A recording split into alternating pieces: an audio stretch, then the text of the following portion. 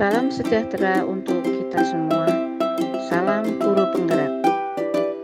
Perkenalkan, saya Murniati, calon guru penggerak angkatan 7 Kota Pekalongan dari unit kerja SMK Negeri 2 Pekalongan.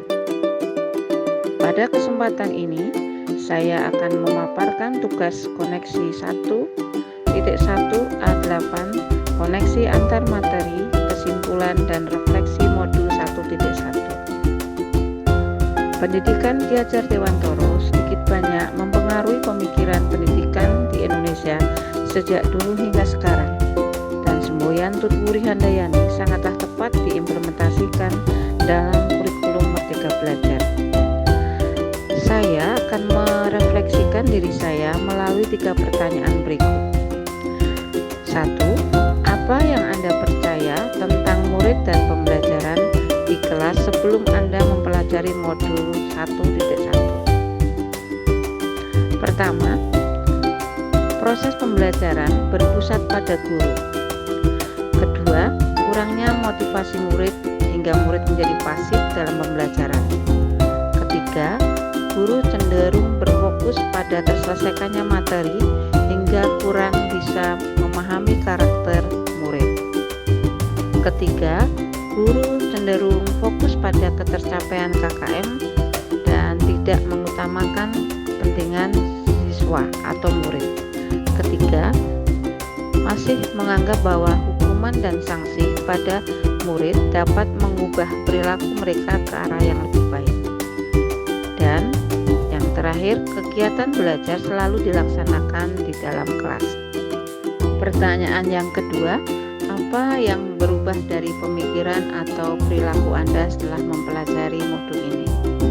Pemikiran yang berubah, yang pertama, pembelajaran berpusat pada murid. Jadi, murid dilibatkan secara aktif sehingga mereka bisa terlibat interaktif dalam pembelajaran hingga mereka juga dapat mengonstruksi pengetahuannya. 2. Menghargai perbedaan karakteristik murid. Anak pada prinsipnya terlahir beda, jadi setiap individunya memiliki keunikan masing-masing. Dan saya sadar adanya perbedaan itu akan menjadikan pembelajaran lebih berwarna, di mana sebagai pamong saya harus menuntun murid sesuai dengan kodratnya. Yang ketiga, sadar bahwa guru bukan satu-satunya sumber belajar.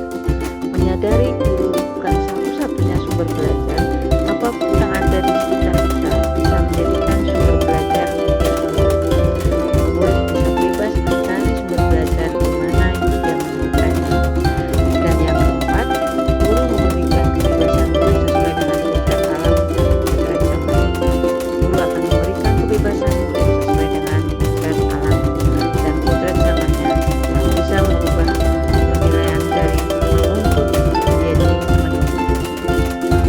Nah, sekarang berubah dari segi perilaku. Yang pertama, menciptakan pembelajaran yang menyenangkan.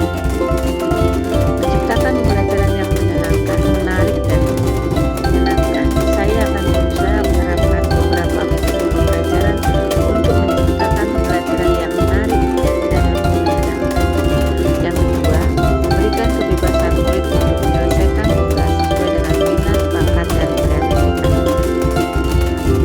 Dan yang ketiga, menuntun murid dalam mengembangkan potensi atau bakat yang dimiliki sesuai dengan kodrat alam dan kodrat zaman.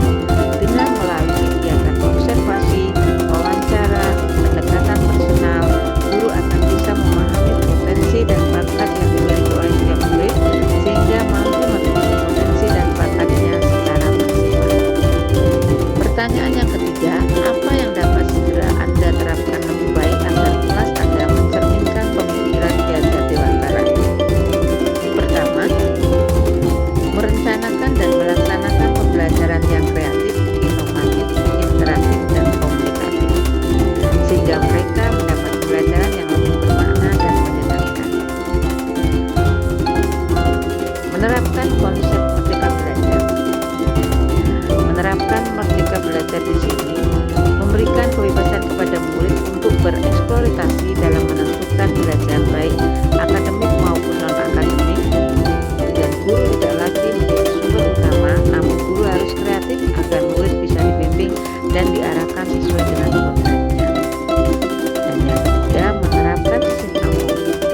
pendidikan yang menuntun, bukan menuntut. Adalah pendidikan yang menuntun, bukan menuntut, memberikan tuntunan dan arahan agar anak tidak ketinggalan dan kehilangan arah dan membahayakan dirinya. Dan yang keempat, menerapkan pembelajaran sesuai dengan kodrat alam dan kodrat zaman. Pendidikan sesuai dengan kodrat zaman dan kodrat alam ini memaksudkan bahwa kodrat yang dimiliki anak supaya mampu memberikan tuntunan dan kelak sesuai dengan karakternya, sehingga pembelajaran lebih menyenangkan dan selalu mengikuti perkembangan zaman yang tidak